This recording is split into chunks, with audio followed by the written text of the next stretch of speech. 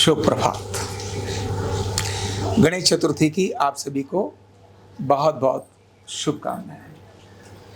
गणेश चतुर्थी का दिन बहुत अद्भुत दिन है और आज जिनके बारे में अर्चना करते हैं और वह है गणेश जी। और उनको क्या मानते हैं हम?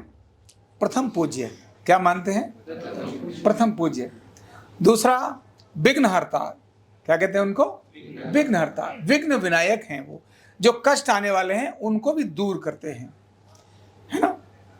ऐसा एक अद्भुत स्वरूप हमारे सामने है जिसकी आज के समय कल्पना करना बहुत कठिन है। तो मैं आज आपको उनके बारे में, उनके स्वरूप के विज्ञान के बारे में और उनके स्वरूप को देखकर हमारे अपने लिए क्या हो सकता है इसके बारे में कुछ थोड़ा सा बताऊंगा। आज का विज्ञान चकित है। अगर कहीं हार्ट का ट्रांसप्लांट भी कर ले तो ये कहता है वाह, हमने हार्ट का ट्रांसप्लांट कर दिया। अभी जो विज्ञान ब्रेन की सर्जरी भी ठीक से न करता हो और सर्जरी के बाद करने के बाद उसके जो इतने सारे साइड इफेक्ट रहते हों, ऐसे में सारी की सारी नाड़ियों को काटकर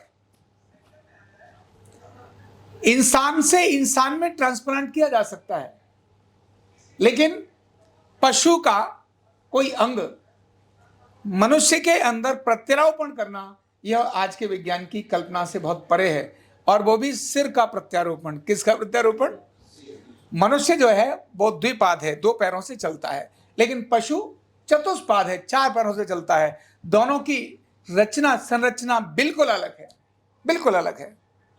लेकिन अलग होने के बाद भी आप कल्पना करिए किस प्रकार का प्रत्यारोपण उस समय किया होगा कि हाथी के बच्चे का सिर काटकर गणेश के सिर की जगह पर प्रत्यारोपित कर दिया और जिसमें सारी की सारी नाड़ियां संचालित हुई और वही स्वरूप प्रथम पूज्य बना। विज्ञान इस बात के लिए बहुत लंबे समय खोज करेगा, लेकिन फिर भी पूरी तरह से पहुंचेगा इसकी संभावना लगती नहीं। तो विज्ञान का अद्भुत नमूना है भगवान गणेश का वह चित्र, वह स्वरूप जो हमको दिखाई देता है। लेकिन उस चित्र को देखने के बाद जो कुछ नजर आता है उसके चित्र के भाव क्या हैं? आखिर सूंड लंबी क्यों है? आखिर कान लंबे क्यों हैं? कान बड़े क्यों हैं? आखिर मुंह छोटा क्यों है? और आखिर पेट इतना बड़ा क्यों है? ये सभी हमको संदेश देते हैं। लेकिन पहले बात करते हैं कि गणेश प्रथम पूज्य क्यों हुए। तो जो बड़ों की आज्ञा का पालन करता है, तो मैं हमेशा बोलता हूं ना, ऐसे तो गणेश जी के बारे में कहते हैं ना, गजाननम भूत गणाद सेपितम कपित शंभु फलचार वक्षणम उमा सुतम शोक विनाश कार्यक्रम नमामि विघ्नेश्वर पाद पंकजम। विघ्नों के हर्ता तो गजाननम भूत गणाद सेपितम।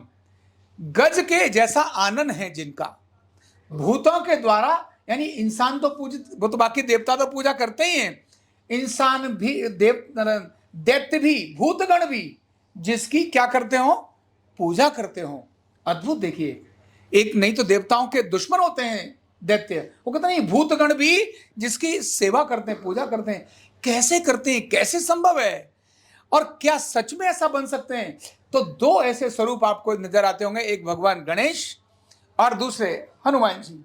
इन दोनों को ही विघ्नहर्ता मानते हैं और दोनों के अंदर एक क्वालिटी है, वो अपने श्री राम के भक्त हैं। उनके लिए, उनके पास राम काम के अलावा दूसरा कुछ नहीं। इसीलिए हनुमान, राम से पहले हनुमान की पूजा होती है, और जहां हनुमान नहीं है वहां राम हो नहीं सकते। सोचिए, ठीक उसी प्रकार से गणेश के स्वरूप को जब हम देखते हैं तो वहां हम देखते हैं जिस बालक ने अपनी चिंता न की हो अपनी माता की आज्ञा के पालन के लिए, जिसके लिए माता और पिता ही जिसका सब कुछ हो, तीनों लोकों की परिक्रमा करने के लिए जब कहा कि भाई तीनों लोकों की परिक्रमा कौन करके जल्दी आएगा, तो उन्हीं के भाई, कौन? कार्तिक। कार्तिक उन्हीं के भाई हैं और उनको कहा कि देखो दोनों, अब कार्तिक के पास क्या था? वाहन उनका गरुड़ था, फटाक से ऐसे चक्कर लगा सकते थे। लेकिन गणेश जी का वाहन क्या था? चूहा। अब वो तो स्पीड से ही स्लो होगा, उनको लगा यार मैं भी लगा के आ जाऊंगा। उन्होंने क्या किया? अपने माता पिता को वहीं रखा। उन्होंने कहा कि माता पिता से बढ़कर और तीर्थ और यात्रा क्या हो सकते हैं, और उन्होंने उन्हीं की परिक्रमा लगाई। तो जो माता पिता को सबसे बड़ा माने, दुनिया के अंदर जिसके लिए सब कुछ न्यौछावर करने की तैयारी रखे, वही बनता है गणेश और वही बनता है प्रथम पूज्य। जो अपने बड़ों को श्रद्धा और समर्पण से देखे, लोग ऐसे व्यक्ति को ही, आप सोचिए, जिसके बारे में हमें ट्रस्ट है, किसी भी ऑर्गेनाइजेशन में बाहर किसको भेजा जाता है लोगों को मिलने के लिए? जो ऑर्गेनाइजेशन के बारे में जाने और ऑर्गेनाइजेशन की इज्जत को बट्टा ना लगने दे। इवन अगर आपसे एक बार मिल लिया तो वो आपको ऑर्गेनाइजेशन का बना दे, ऐसे व्यक्ति को ही बाहर भेजते, जाओ भाई तुम जरा उनसे मिलो, अच्छा तुम चले जाओ, क्यों? पता है ये व्यक्ति ऑर्गेनाइजेशन की 4 तारीफ करता है। हमने पहले देखा होगा, सुना होगा कि नाई जाता था कहीं पत्र देने के लिए, या जो दूत जाता था, तो दूत जो है अपने राजा को हमेशा ऊंचा रखता था। उन्होंने कहा राजा की गलती नहीं सुन सकता, इवन सामने वाले को राजा के अनुसार मैं बना दूंगा। ये जो कल्पना, जो परंपरा जो मैंने आपको लोकल बताई, गणेश जी के साथ ऐसी ही है। और ऐसा व्यक्तित्व था, इसीलिए गणेश जी को, क्योंकि माता और पिता को जो श्रेष्ठ मानता है, जो अपने गुरुजनों को श्रेष्ठ मानता है, जो अपने बड़ों को विनम्रता रखता है, उसको हमेशा लोग अपने बाहर रखने की बात सोचते हैं। इसीलिए गणेश जी एक ऐसे देव हैं जिनको दरवाजे के बाहर रखने के बाद क्या नहीं आता?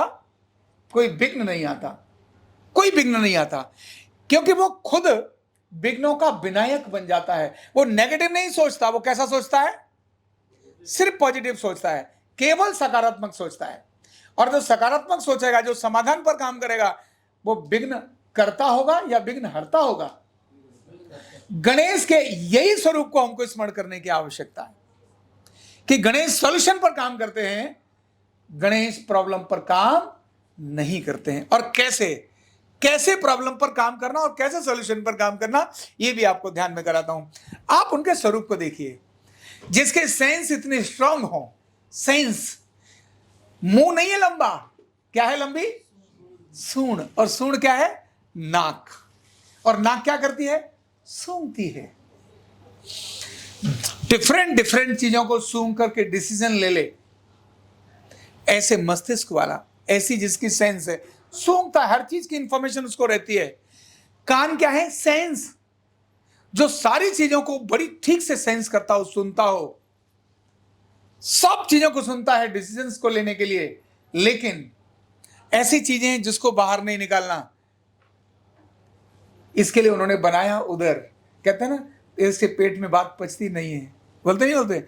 अगर इसको मैंने बता दिया कि कल मैं उसको ना यहाँ से ये निकालने वाला हूँ, और ठग से समझा के बता दिया उसको, तुझे पता है उसको निकालने वाले हैं, या मैं इसको 5,000 रुपये देने वाला हूँ, इसको इनाम दूंगा मैं इसको, मैंने कहा इसको मैं इनाम दूंगा, इसने बहुत अच्छा काम किया है, और फटाफट इन्होंने उनको बता दिया। या चुगलियां जो चलती है ना, इसको कहते हैं जिनका पेट छोटा है वो चुगलियां करते। उधर जिनका छोटा है वो ठग से सुना, ठग से निकाला, इधर से सुना, इधर से बोला। गणेश कहते हैं नहीं, गणेश के चित्र को देखने के बाद लगता है जो सुने सबकी, सूंघे सबकी, लेकिन उन सबको कहां रखे? पेट में। उधर मीठा मतलब बड़ा उधर, मतलब ये पेट में बात को रखता है, और रखने के बाद उतना बोले जितना आवश्यक है, जो हितकर है, जो सामने वाले के कल्याण का है, जो सामने वाले के नुकसान वाला बोल, ऐसा नहीं, कल्याण का है, ऐसा जो बोलेगा। आपको लगता है कि उस बंदे को घर में रखेंगे या दरवाजे पर सबके साथ रखेंगे, जा भैया तू ही वेलकम करियो, ऐसे ही तो करेंगे ना। और जो सुनकर चुगली करने वाला है, क्या आपको लगता है कि आप कोई ऑर्गेनाइजेशन वाले व्यक्ति कहीं काम के लिए भेजेगा? उसको नहीं भेज सकता। गणेश जी के इन चीजों को ध्यान करने के लिए आज के समय आवश्यकता है। बड़े कान क्यों? बड़ी सूंड क्यों? बड़ा उदर क्यों? और पसंद क्या है? मोदक। और मोदक क्या होता है? लड्डू। क्या है? मिष्ठान पसंद, यानी जिसकी पसंद भी अलग अलग प्रकार के व्यंजन नहीं, मिष्ठान जिसको पसंद है, लड्डू जिसको पसंद है, मोदक जिसको पसंद है। इसका मतलब नहीं है साहब आज ही लड्डू पका के आज सब लड्डू खाएंगे। मोदक का, लड्डू का एक निश्चित अर्थ है। लड्डू का मधुरम, मीठा खाओ और मीठा बोलो। इसीलिए कहते हैं सत्यम प्रियम, क्या बोला है वो? सत्य बोलो, है ना, असत्य मत बोलो। पर ना, हाँ, सत्यम ब्रूयात प्रियम ब्रूयात, ना ब्रूयात असत्यम प्रियम। जो सत्य प्रिय है, सत्यम प्रियम, जो सत्य लेकिन प्रिय नहीं है, ऐसी वाणी को मत बोलो। तो जो ऐसा है जो सच बोलता है लेकिन प्रिय भाषा बोलता है, ऐसे व्यक्ति को प्रथम पूज्य माना जाता है। मूसक की विशेष बात क्या है, चूहे की विशेष बात क्या है? तो चूहा जो उनकी सवारी है वो तीनों स्थान पर, यानी पहाड़ की जमीन के अंदर भी रह सकता है और जल में भी रह सकता है। और आपको पता होगा, अनेक सारी कहानियां हमने सुनी है कि जंगल के अंदर आग लगती है तो एक जीव बचता है और उसका नाम क्या है?